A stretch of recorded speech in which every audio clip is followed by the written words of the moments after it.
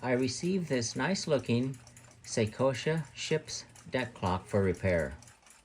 The case is made from aluminum and has the original finish on it. Here it looks like some tape or adhesive damaged the finish when it was removed. The finish on the exterior looks to be a high gloss enamel or lacquer, some impact damage on the finish, and the base metal is oxidizing. More impact damage on the finish. In this area here, the finish is disbonding. Maybe there was a pinhole in the finish, but somehow moisture got past the finish and contacted the aluminum. Once the aluminum starts to corrode, it lifts the paint finish and these bubbles appear. Here, some paint dripped on the cloth and not wiped off. Someone attempted to chip it off and scratched the original black finish.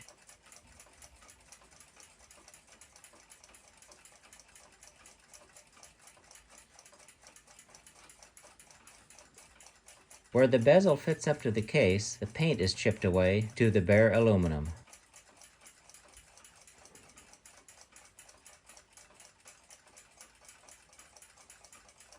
The latch is broken and the fasteners for the hinge are loose.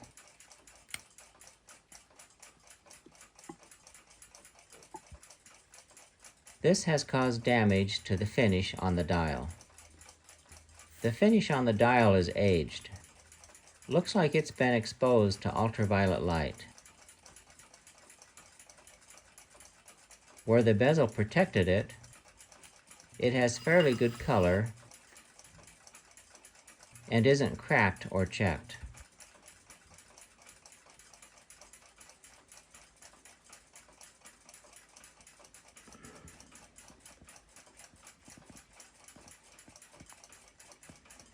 The finish in areas where there was no protection show signs of oxidation, yellowing, and shrinkage. Lots of discoloration, scratches, cracks, and checks.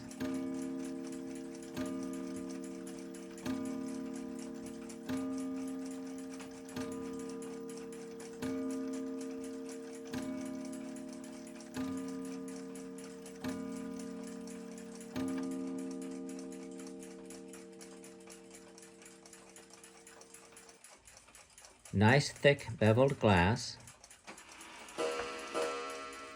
Remove the minute hand taper pin. The dial is held in with 3 screws. The owner said this movement was used for parts at one time and wants it repaired or replaced with another similar one. Seikosha, Japan. Not sure what this N stands for. This movement is missing most of the gold gilt and the exposed brass is oxidized. It's been cannibalized. It's missing the 5th wheel and the balance wheel assembly. Here's the empty pivot hole for the missing 5th wheel. It could probably be repaired, but might be more advantageous to replace it with a working one. Lots of miscellaneous spare parts.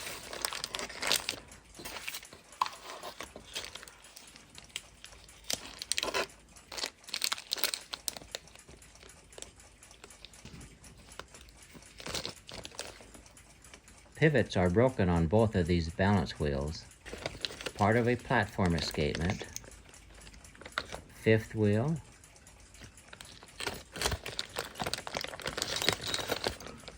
And another 5th wheel.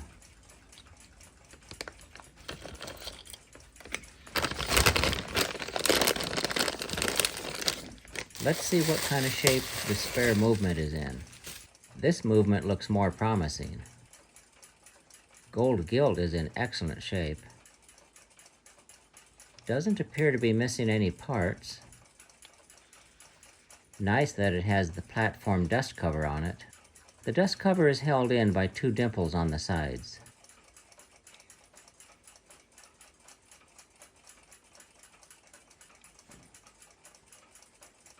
Move the regulator to the middle so I can remove it to inspect. Gold gilt is 100% intact. Very nice. Platform escapement is 100% intact. Balance staff pivots are broken. Very clean looking. Beautiful looking movement.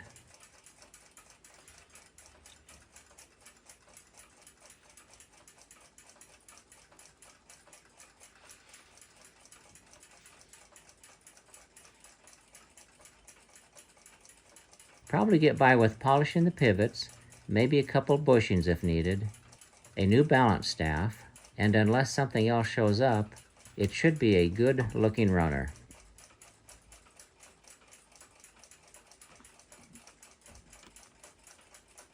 Balance wheel assembly.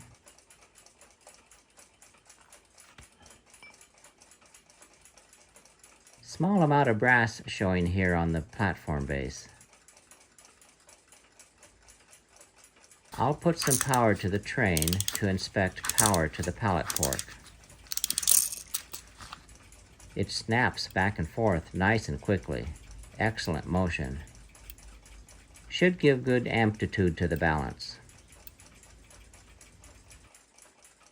I'll separate the balance from the cock. Hairspring pin. Free the hairspring from the hairspring stud.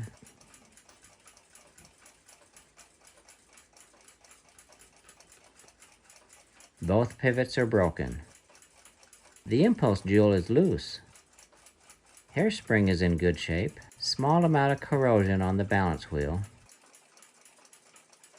Here you can see clearly both pivots are broken. Remove the hairspring.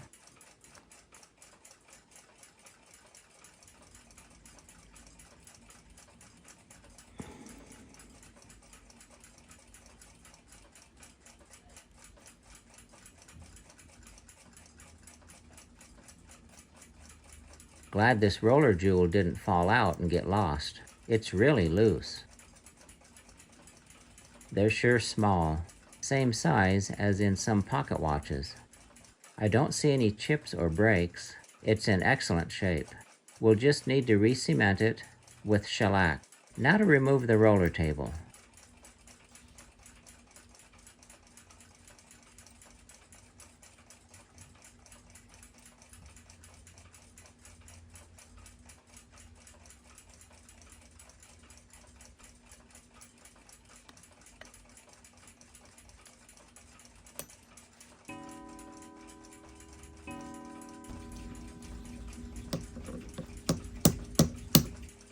Nice.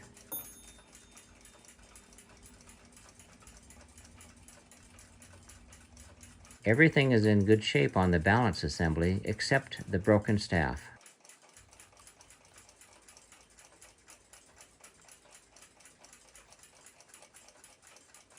I'll need to remove the balance and cap jewel to get a measurement of the staff pivot. Escape wheel and pallet bridge. Escape wheel looks to be in good shape. Pallet fork looks good, no chipped jewels.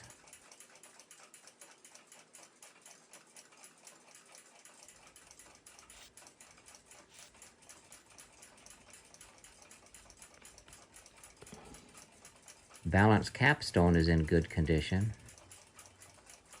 To measure the balance staff pivot hole size, I'll be using these pivot hole gauges. The gauge is spring-loaded. Taking this black celluloid protective cover off exposes the working gauge of the tool.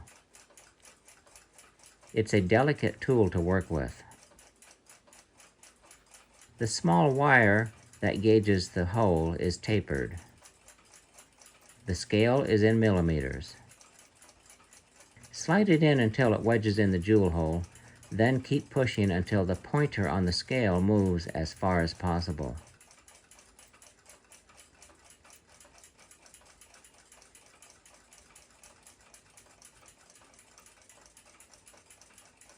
Looks like point 15 is the diameter of the jewel hole.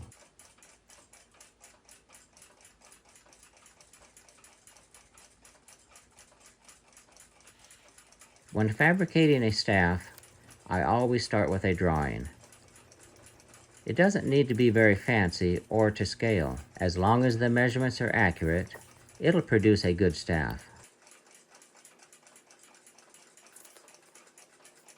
Get the basic shape down.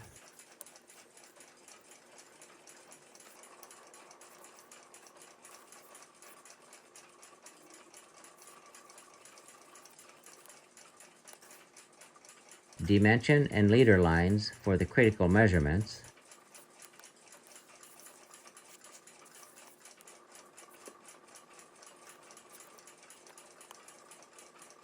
now to measure the old staff and complete the dimensions on the drawing.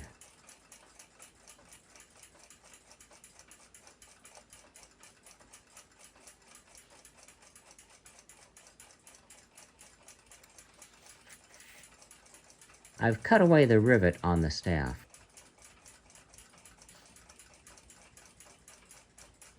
Time to press the old staff free of the balance wheel.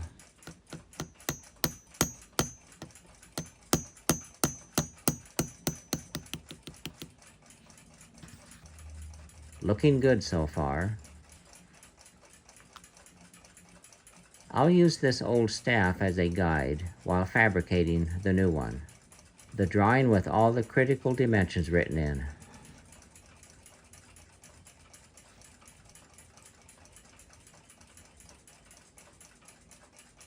I'll use this blued staff pivot wire for the new staff.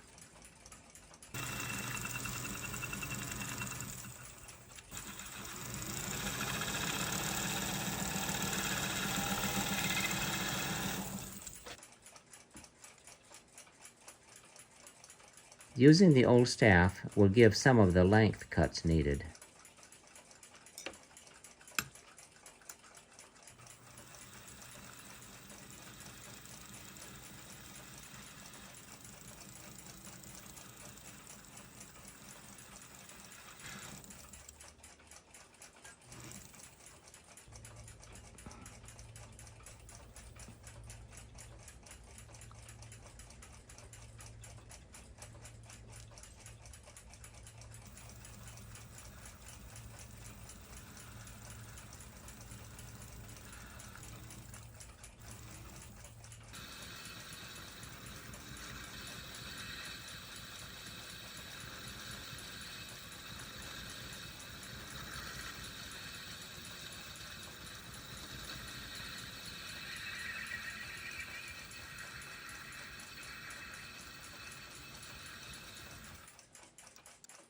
The finished new balance staff next to the old one.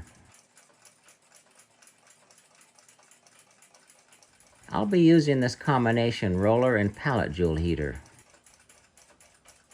It's spring-loaded and holds the roller jewels snug during the operation. It has a small slot milled in the jaws right here. The slot helps secure the roller table in while it's clamped.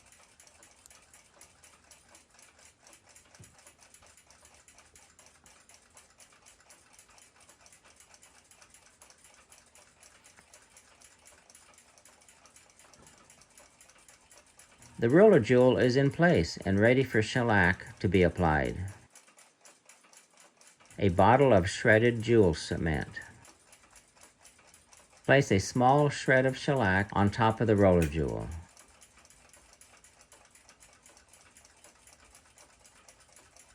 Get the alcohol burner ready. Apply heat to the heatsink of the pallet heater and watch for the shellac to melt. It's just starting to soften, and now it's flowing across the jewel and onto the roller table. It's perfect. Let it cool and it's ready to put in service. Time to install the balance wheel on the new staff.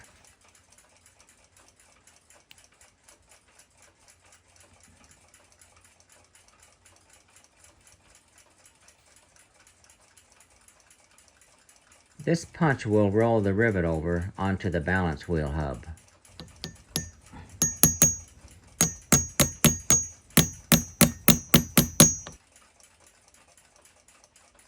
Excellent. Install the roller table. The roller jewels are always installed 90 degrees to the balance wheel arms. This makes it easy to visually get the balance wheel in beat. I always mark the location of the roller table in relation to the balance wheel rim before I remove it, so it will be installed in the same position. This is important for the balance wheel to keep its poise.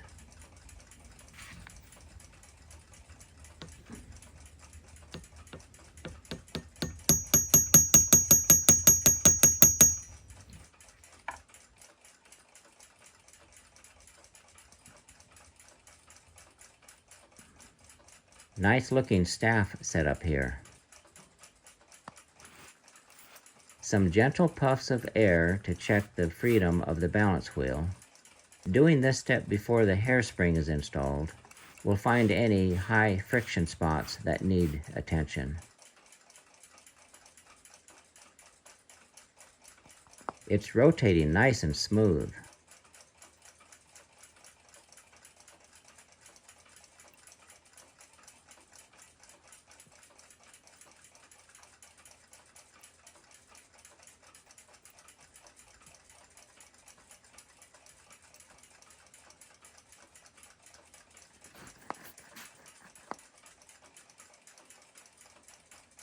Once the hairspring is installed and pivots are oiled, this is going to have nice amplitude.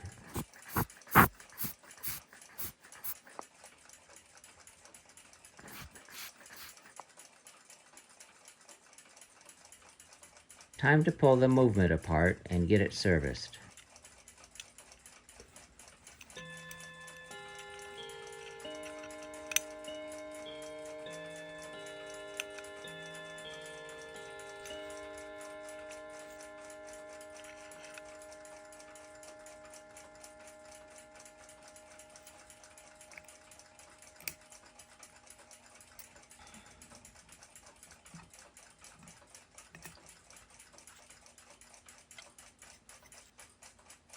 Fifth wheel,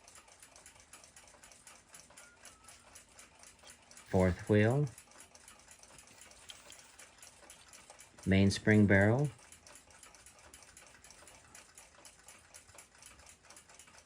some large chunks of debris,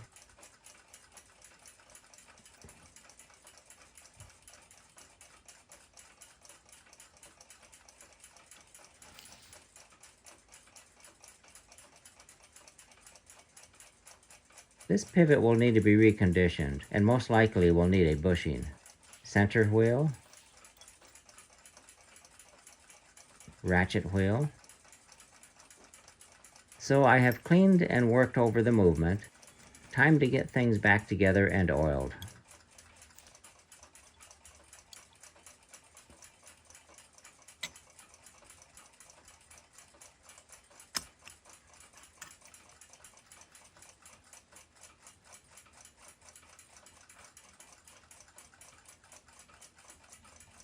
Get this platform escapement back together.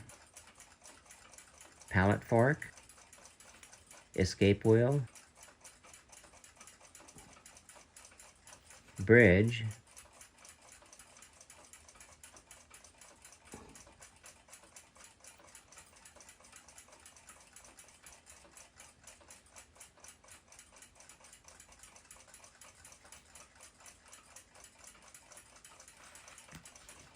balance wheel assembly,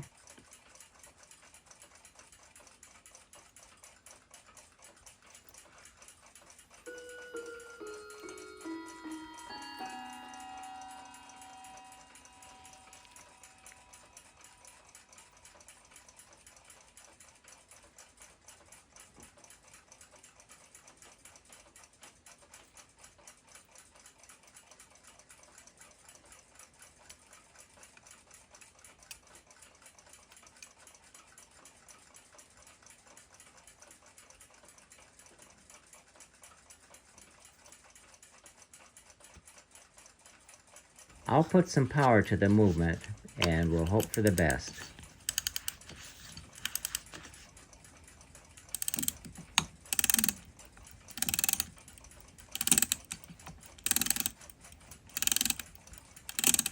Looks like I'll need to adjust the fifth wheel clearance where it meshes to the escape wheel to get some better amplitude. Now that's better. Excellent motion.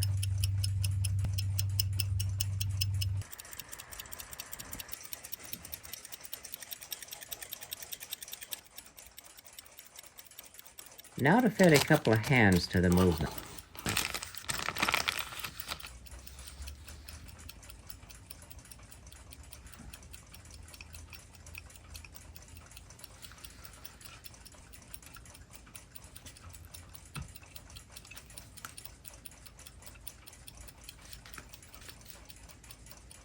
find a taper pin to secure the hand.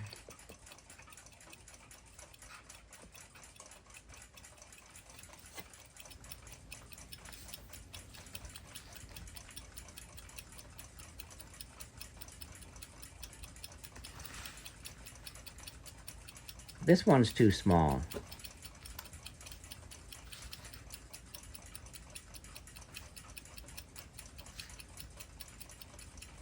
A perfect fit on this one. Time to remove the old cannibalized movement. It could be fixed, but at a much higher cost than the nice replacement we have now.